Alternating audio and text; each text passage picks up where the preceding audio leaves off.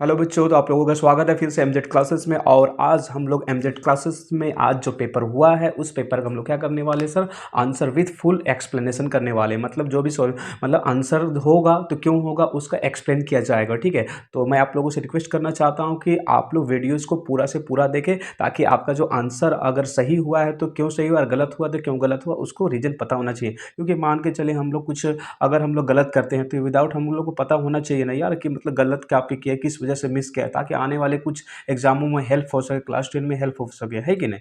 तो प्लीज़ आप शुरुआत करते हैं विदाउट देरी किए हुए। बट एक आप लोगों से रिक्वेस्ट है कि अगर आप नए हैं तो प्लीज़ चैनल को सब्सक्राइब कर दे। तो चले चलते हैं। सबसे पहले हम लोग क्या करने वाले, मैथमेटिक्स पेपर के एक्सप्लेनेशन करने वाले हैं। ठीक है, तो हमारा सबसे पहले क्वेश्चन क्या है सर, यहाँ पे क्वेश्चन है जो मतलब अच्छा सा क्वेश्चन था। वो क्वेश्चन किस प्रकार था सर, कि रूट 5 एक संख्या है। बोल रहा है कि रूट 5 कैसे संख्या है। तो आप लोगों को पता है कि जो चीज़ रूट में होते हैं वो क्या होते हैं सर, अपरिमेय संख्या होते हैं। क्या होते हैं, अपरिमेय संख्या होते हैं।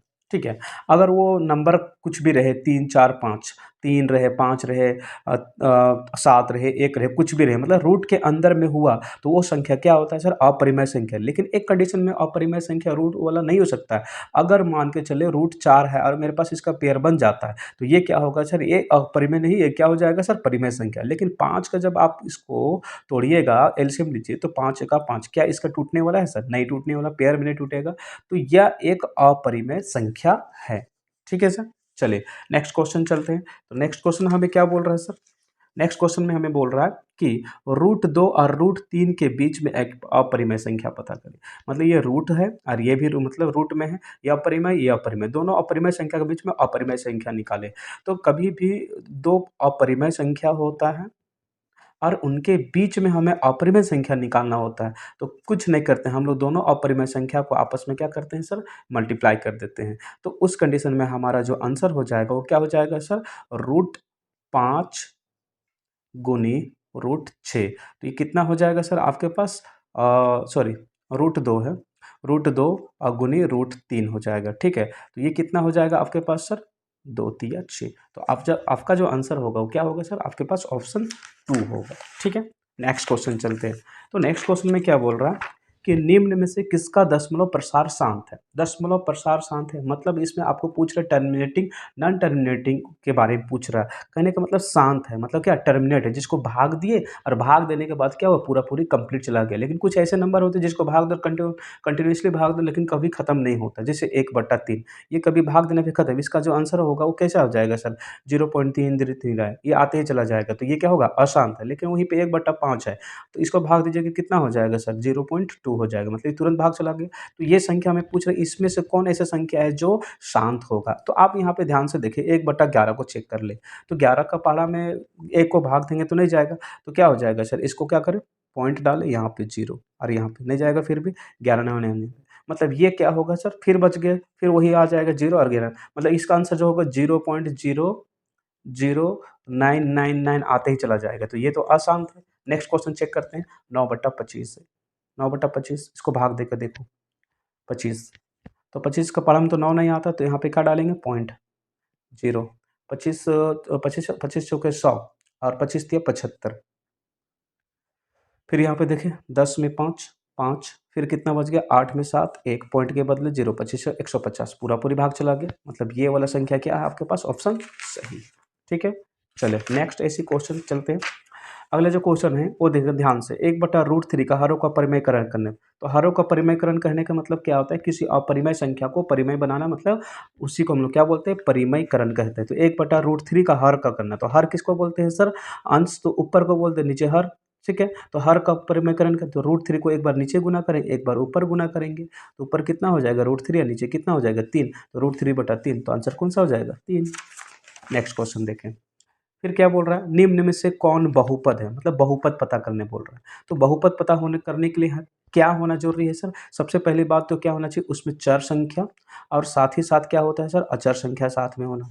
लेकिन चर संख्या का पावर कभी भी माइनस में नहीं होना चाहिए और बट्टा में नहीं होना चाहिए पी बाई क्यू के फॉर्म में। अगर ये रहता तो वो क्या होगा सर, परिमेय संख्या, सॉरी, वो बहुपद नहीं होगा। हमें क्वेश्चन में पूछा है कि बहुपद कौन सा। ध्यान से देखिए यहाँ पे क्या है, एक x plus one by x है, तो एक्स का पावर कुछ नहीं तो कितना है, वन है सर। ये जब ऊपर चला जाएगा तो एक्स का पावर कितना हो जाएगा, माइनस वन, मतलब ये बहुपद नहीं है। इसमें देखिए एक्स स्क्वायर चर संख्या भी है, अचर संख्या भी है, कोई इसका पावर एकदम अच्छा है, मतलब ये माइनस में नहीं है और पी बाई क्यू फॉर्म में नहीं, तो ये आपका क्या हो गया सर, बहुपद हो गया। नेक्स्ट क्वेश्चन देखें, बोलता है बहुपद 3x-2 का शून्यक ज्ञात करें। बोल रहा है इस क्वेश्चन का शून्यक ज्ञात करें। शून्यक कहने का मतलब होता है कि सर आपको ऐसा x का मान रखना है जिसको रखने पे ये पूरा पूरा वैल्यू क्या आ जाएगा सर, जीरो। तो कैसे निकालते हैं शून्यक, तो शून्यक निकालने कुछ नहीं करते हैं, क्या करते हैं 3x-2 इक्वल टू खुद क्या कर देते हैं उसको जीरो। अब यहाँ पे 3x-2 तो उधर जाके क्या हो जाएगा +2, तो x बराबर कितना हो जाएगा 2/3। बस यही इसका आंसर हो गया। अब इस मान को यहाँ पर रखिएगा x की जगह में, तो आपका ये जो वैल्यू होगा वो पूरा पूरी क्या हो जाएगा, जीरो हो जाएगा। तो मेरा आंसर आ चुका है 2/3। चलिए नेक्स्ट क्वेश्चन देखें, क्या बोल रहा है y+2 का होल स्क्वायर के प्रसार में y का गुणांक पूछ रहा है, मतलब y का कोफिशिएंट क्या होगा। लेकिन तो मेरे पास क्वेश्चन में y+2 है सर, और y तो सिंगल कहीं नहीं दिया है। तो सबसे पहले इस क्वेश्चन में क्या करें सर, a+b का होल स्क्वायर लगा दें। तो आपको पता है कि a का स्क्वायर प्लस b का स्क्वायर प्लस 2a और b, तो क्या हो जाएगा सर, वाई स्क्वायर प्लस 2×2 = 4 और प्लस 2×2 = 4y। ध्यान से देखिए यहाँ पे देखो तो ये y आ रहा है। अब यहाँ पे y का पावर कुछ नहीं तो कितना है सर, 1, और उसके साथ क्या है सर, कौन सा नंबर यूज कर रहे हैं हम लोग सर, 4 यूज कर रहे हैं। तो इसका y के साथ कौन सा नंबर यूज किए हैं सर, 4। तो आपका क्या हो जाएगा सर, कोफिशिएंट कितना हो जाएगा, 4 हो जाएगा। ठीक है, चलो नेक्स्ट क्वेश्चन देखें। बोल रहा गुणनखंड करना, तो गुणनखंड करना कुछ नहीं, सिंपली क्या करना है, जो भी नंबर दिया है उस नंबर में से क्या करना है, लास्ट असल नंबर का गुना करना। तो देखिए 6×6 = 36, ऐसा एडजस्ट करना है कि बीच वाले के बराबर आ जाता है। तो ऐसा करते 4×9 = 36 करते हैं। अगर हम लोग 9 में से 4 घटाते तो 5 बचता है। तो यहाँ पे क्या 6x² plus 9x minus 4x-6, फिर कॉमन निकाल दे, 3x, 3×2 = 6 और 3×3 = 9, यहाँ से कॉमन निकाले 2, तो 2×2 = 4 और 2×3 = 6, यहाँ पे प्लस हो जाएगा। तो आपके पास क्या आ रहा है सर, 2x+3 और 2x+3, तो 2x+3 यहाँ पर भी, यहाँ पर भी 2x, लेकिन मेरे पास नेक्स्ट क्या है 3x-2, 3x-2, ये आपका आंसर ये वाला हो जाएगा। ठीक है, चलो नेक्स्ट क्वेश्चन देखें। अब क्या बोल रहा है आपको कि -1 और -2 किस चतुर्थांश में उपस्थित है, मतलब कौन सा क्वाड्रेंट में। आपको पता है कि क्वाड्रेंट किसको बोलते हैं, तो क्वाड्रेंट इसको फर्स्ट क्वाड्रेंट, इसको सेकंड क्वाड्रेंट, इसको थर्ड क्वाड्रेंट और इसको फोर्थ क्वाड्रेंट बोलते हैं। तो आपको पता है इसमें क्या होता है, एक्स और वाई का वैल्यू दोनों प्लस प्लस में होता है। इसमें एक्स का वैल्यू माइनस में होता है और ये प्लस में होता है, वाई का वैल्यू इसमें दोनों ही माइनस होता है। इसमें एक्स प्लस में होता है और वाई माइनस में होता है। आपको क्या क्वेश्चन में दिया, -1 और -2 दोनों में माइनस लगा हुआ है ना, तो मतलब माइनस माइनस कहाँ आता है सर, इस लेयर में आता है। तो ये कौन सा, थर्ड क्वाड्रेंट में। चलिए, निर्देशांक -2, 4 का भुज, मतलब क्या निकालने बोल रहा है, एब्सिसा, मतलब आपको क्या चाहिए सर, भुज, मतलब एक्स का वैल्यू को भुज कहा जाता है। एक्स का वैल्यू को भुज और वाई का वैल्यू को कोटि। तो हमें भुज के बारे में पूछ रहा है, तो यहाँ पे एक्स का वैल्यू पहले कौन है सर, -2, तो आंसर क्या हो जाएगा सर, -2। ठीक है, चलिए नेक्स्ट क्वेश्चन इधर देखते हैं। क्या बोल रहा है हमें कि -2x + 3y + 6 की तुलना x + by से करने पर ABC का मान ज्ञात करने बोल रहा है। कुछ नहीं करना है, बस डायरेक्ट क्या करें, क्वेश्चन को आराम से लिखे, x + b -2x + 3y, 6 इधर है तो इधर आके क्या हो जाएगा, -6 इक्वल टू कितना, 0। अब बस इसके नीचे ax + by + c को लिख दे। अब देखिए दोनों में से क्या चीज़ कंपेयर में हमें कट रहा है, एक्स एक्स कट गया, वाई वाई कट गया। तो यहाँ पे ध्यान से देखें, ए का सीधा में कितना दिख रहा है, -2, तो ए का वैल्यू -2। बी का सीधा में कुछ नहीं तो क्या है, तो बी इज इक्वल टू कितना है, अच्छा सॉरी यहाँ पे 3, मिस्टेक से, तो बी का वैल्यू कितना हो जाएगा, 3 हो जाएगा। सी का वैल्यू कितना, -6। अब देखिए कहाँ पे मिल रहा है, ऑप्शन 3।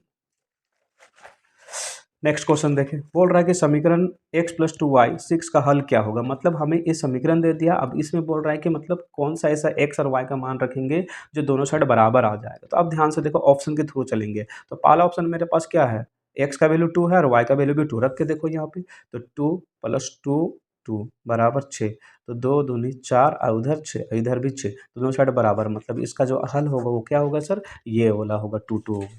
ठीक है, नेक्स्ट क्वेश्चन देखें, बोलता है यदि बिंदु 3 4 है, समीकरण 3y x + 7 के आलेख पर स्थित है, तो a का मान ज्ञात करना। कुछ नहीं, ये पहला x का मान है, ये y का मान है, रख दो यहाँ पे। तो 3×4 = a×3 + 7, तो 3 चौके 12 और यहाँ पे 3a, अब +7, ये 7 इधर आके क्या होता है, तो 12 माइनस 7 उधर क्या बच गया 3a, तो कितना 5 और उधर क्या बच गया 3a, तो 5/3 उधर क्या बच गया a, तो आपका आंसर क्या 5/3, तो ये वाला आंसर। ठीक है, नेक्स्ट क्वेश्चन देखो क्या बोल रहा है क्वेश्चन में, वे आधारभूत तथ्य जो सिद्ध किए गए बिना सत्य मान लिए जाते हैं, मतलब वो कैसी चीज़ें जिसे हम लोग को बिना प्रूफ किए हुए उसे हम लोग को मान लेना पड़ता है कि ये सही है। तो आपको पता है कि परिमेय को हम लोग क्या करते हैं सर, उसको मान लेते हैं कि ये सही है, और जो चीज़ अभिगृहित चीज, तो ये दोनों चीज़ें क्या होती हैं, हम उसे सही मान लेते हैं, है कि नहीं सर।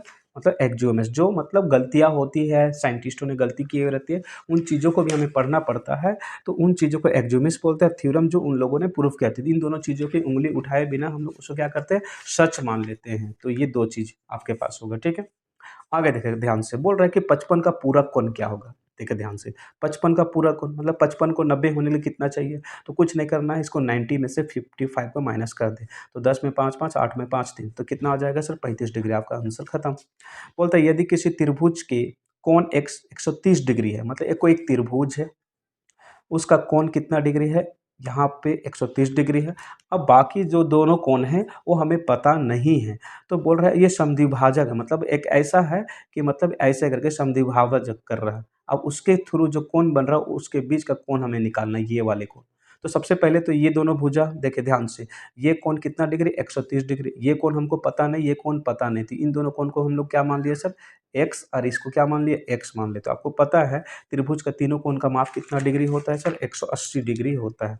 चले, तो 130 plus x 2x equal to 180 degree, तो 2x इक्वल टू कितना हो जाएगा 180 माइनस 130, तो 2x बराबर कितना हो जाएगा 50 डिग्री, तो x बराबर कितना 50/2 हो जाएगा, मतलब ये 25 डिग्री, मतलब यहाँ वाला कोण कितना डिग्री 25 डिग्री, अब यहाँ वाला कोण कितना 25 डिग्री। अब हमें ये कोण के बारे में निकालने बोल रहा है कि मतलब एक देखिए यहाँ पे अन्य कोणों के समद्विभाजकों के बीच, समद्विभाजक का मतलब समझ रहे हैं कि मतलब ये जो लाइन निकलेगा यहाँ से मीडियन, और इसका जो निकलेगा मीडियन, उसके द्वारा जो बनेगा कोण उसको निकालना है।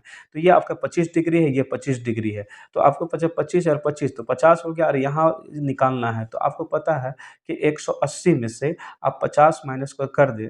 ठीक है, हाँ, तो आपके पास कितना 0 8 में 5 3, ये तो फिर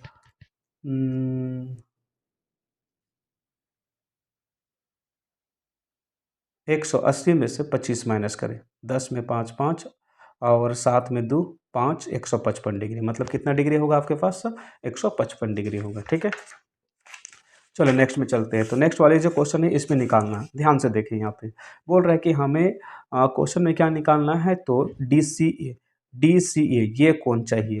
आपको पता है ये लाइन और ये दोनों लाइन आपस में पैरेलल है, यहाँ पे बता भी दिया ए बी बराबर डी ए पैरेलल है। तो ध्यान से देखिए पैरेलल के जब दो समान रेखा होते हैं और उसके बीच में कोई प्रतिच्छेद करता है, तो उसके ये क्या बोलते हैं इंटीरियर अल्टरनेट एंगल या अंतःकोण आपस में क्या होते हैं बराबर होते हैं, एकांतर अंतःकोण बराबर होता है। अगर यहाँ पे ए है तो इधर भी कितना होगा, अगर ये 35 है तो ये वाला भी कितना होगा 35 होगा, और हमें ये वाला चाहिए। तो हम लोग को पता है ये कौन मालूम, ये कौन मालूम, और यहाँ पे निकालना, और ये तीनों क्या है त्रिभुज बना रहा। तो हम लोग कह सकते हैं कि 53 प्लस 35 प्लस डी सी ई बराबर 180 डिग्री।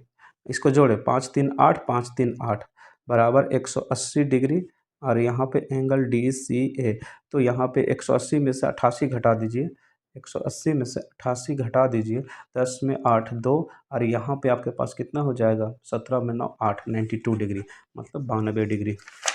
ठीक है, चलो नेक्स्ट क्वेश्चन देखिए, यहाँ पे क्या बोल रहा है कि ए बी बराबर पी क्यू आर, इसका इसका डायरेक्ट आंसर क्या होगा, ये वाला होगा एक्सप्लेनेशन।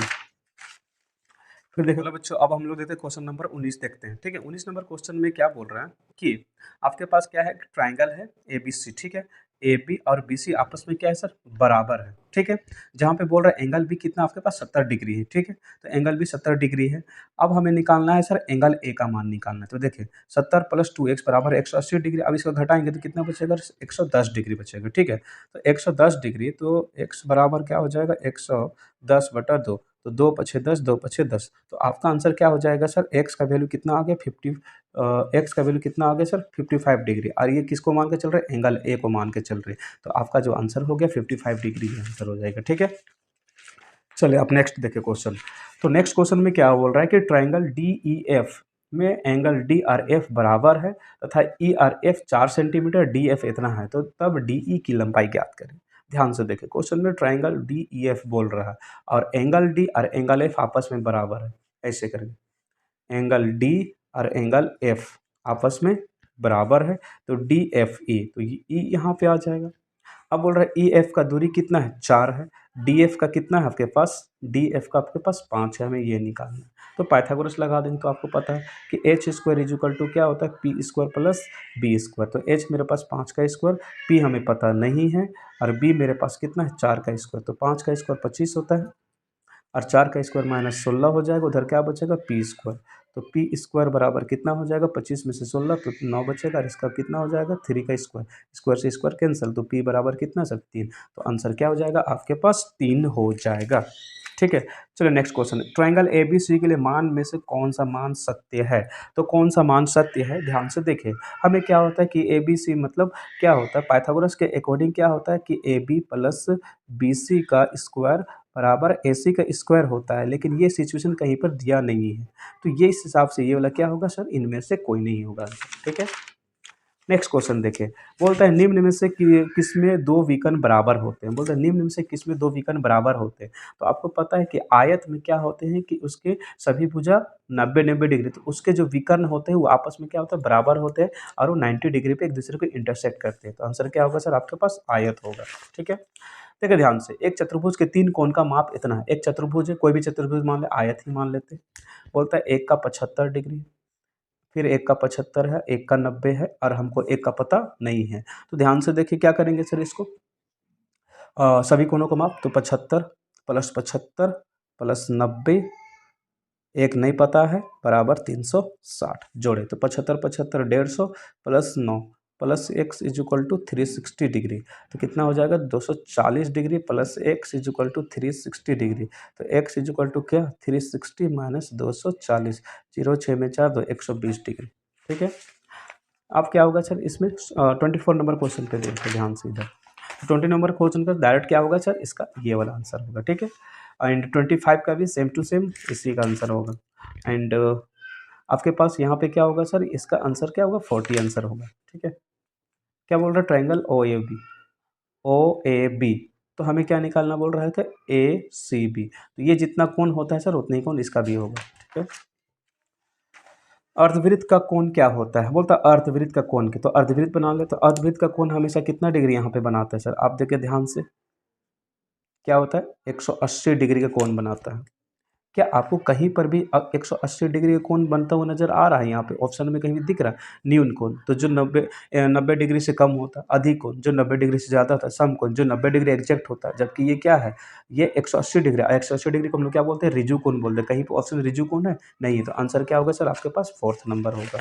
ठीक है, नेक्स्ट क्वेश्चन हमारे पास देखे ध्यान से, बोलता है कि अ, आकृति में एबीसीडी चक्र चतुर्भुज है, यदि इसका बराबर इतना है तो ट्रायंगल एबीसी का मान ज्ञात करें। इसका डायरेक्ट आंसर याद है, इसका मतलब आप लोगों को पता होना चाहिए कि 110 डिग्री होगा।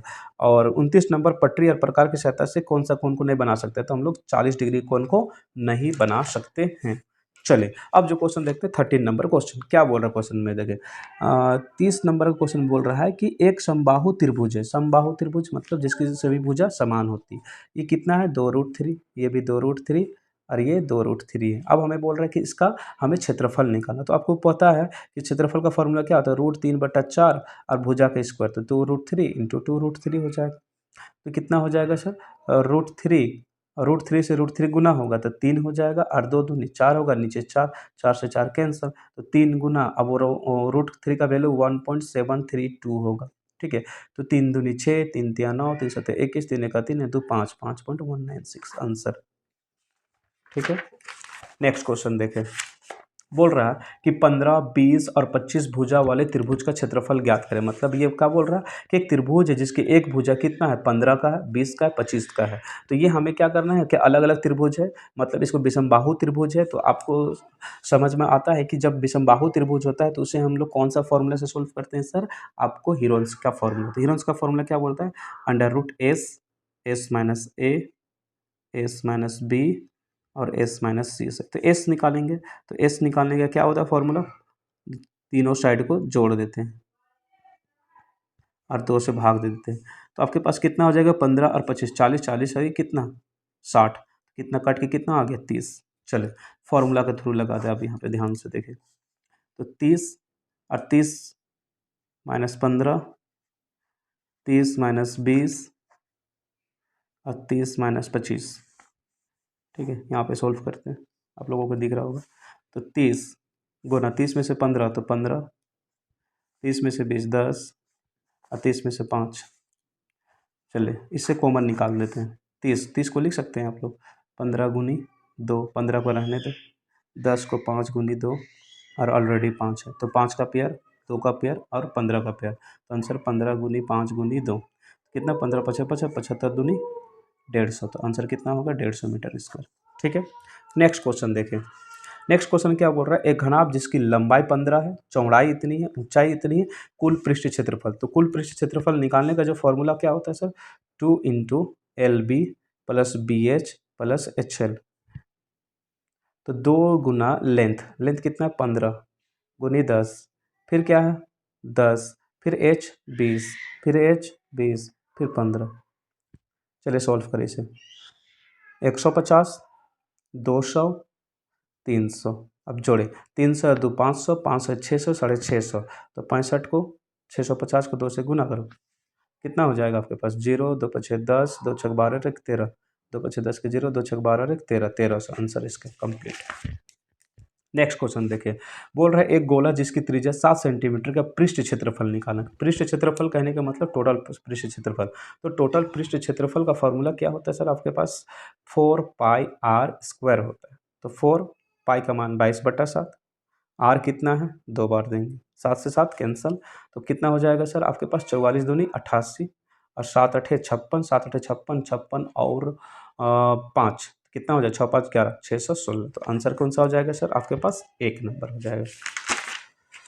चलो नेक्स्ट क्वेश्चन देखें, एक शंकु जिसकी त्रिज्या 7 सेंटीमीटर है, तिर्यक ऊंचाई 10 है, वक्र पृष्ठ क्षेत्रफल, वक्र क्षेत्रफल का फॉर्मूला क्या होता है सर, पाई आर एल होता है, तो पाई का मान कितना सर 22/7, आर का मान कितना आपके पास 7 है और एल का मान आपके पास कितना है सर 10 है, 7 से 7 कैंसल, तो 22 दहेंगे 110।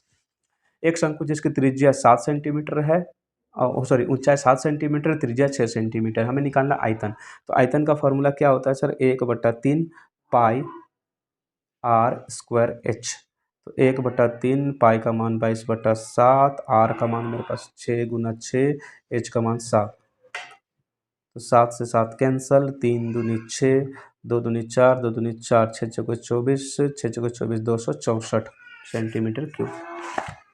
चलो नेक्स्ट क्वेश्चन देखें, एक घनाभ की जिसकी लंबाई 6 मीटर है, चौड़ाई 5 मीटर है, ऊंचाई इतना है, आयतन ज्ञात करना, तो एल गुनी बी गुनी एच होता है, तो 6 गुनी 5 गुनी 4.5 होता है, 6 5 30 और यहाँ से 4.5 को तो पॉइंट रिलीज कर देंगे, 3 5 15, 3 6 12 1 13, 135 सेंटीमीटर मीटर क्यूब। ठीक है सर, नेक्स्ट क्वेश्चन जो हमारे पास 37 नंबर क्वेश्चन, 37 नंबर क्वेश्चन में बोल रहा है कि बारंबारता बताना, तो आप देखो ध्यान से, यहाँ पे 5 1 बार 2 बार 3 बार 4 बार 5 बार 6 बार, तो यहाँ पे कितना आंसर होगा मेरे पास 6 बार, मतलब इस क्वेश्चन पूछा था कि बारंबारता कौन ऐसे संख्या जो ज़्यादा बार आया है, तो 5 मेरे पास हर बार रिपीट हो रहा है, कितना बार रिपीट हो रहा है सर 6 बार, तो आंसर इसका कितना होगा सर 6। अब इसमें क्या बोल रहा है कि बारंबारता का चिन्ह, तो आपको पता है कि ये 4 गिनत था और ये कट करते तो 5, तो ये 5 और ये 5 10 और 11, तो आंसर 11। अब बोल रहा है कि आंकड़े का माध्यक निकालें, तो माध्यक निकालने का सबसे शॉर्टकट तरीका क्या होता है, सम संख्या विषम संख्या देखते हैं, लेकिन सबसे पहले इसको क्या करते हैं सर आरोही क्रम में सजाते हैं। आरोही क्रम में कैसे करते हैं सर, सबसे पहले छोटा को, छोटा 7 है, 8 है, 9 है, 10 है, 11 है, 12 है, 15 है। अब दोनों साइड से देखो कौन सबसे बीचों बीच में आ रहा था, इधर से 3, उधर से बीच में कौन आया 10। और सबसे लास्ट क्वेश्चन क्या है, इसको ध्यान से देखें, बोलता है एक सिक्का को 100 बार उछाला जाता है, एक सिक्का है जिसको 100 बार उछालते हैं, बोलता है कि टेल कितना बार आता है 60 बार आता है, अगर टेल 60 बार आता है तो 100 बार में अगर टेल 60 बार आ रहा है तो आपका 40 बार क्या आया होगा, हेड आया होगा, तो उसी चीज़ को हमको निकालना बोल रहा है, चिट आने की प्रायिकता ज्ञात करें। तो चिट आने की संख्या कितने बार आ रहा है सर आपके पास 40 बार, तो 40 और कुल संख्या कितना होता है प्रायिकता के लिए नीचे 100 डालेंगे, तो प्रायिकता बराबर होता है अनुकूल परिणामों की संख्या बटा कुल संख्या। तो अनुकूल संख्या कितना मेरे पास 40, कुल परिणाम की संख्या कितना 100, तो 40/100 आंसर क्या हो जाएगा 40/100 हो जाएगा। इस तरह से हम लोगों ने सर मैथमेटिक्स के जो क्वेश्चन थे उसको फुल एक्सप्लेनेशन के साथ हम लोगों ने क्या किया सर कंप्लीट किया। आई होप आप लोगों को ये वीडियो मैंने जो बनाया आप लोगों को काफ़ी हेल्पफुल रहा, और अगर आप लोगों को लगता है कि मैंने आप लोगों के लिए काफ़ी मेहनत की है तो प्लीज़ गाइस आप लोग कम से कम अपने द्वारा अपने आईडी के द्वारा कमेंट ज़रूर करें और कम से कम एक लोगों को ज़रूर शेयर करें, है कि नहीं सर? और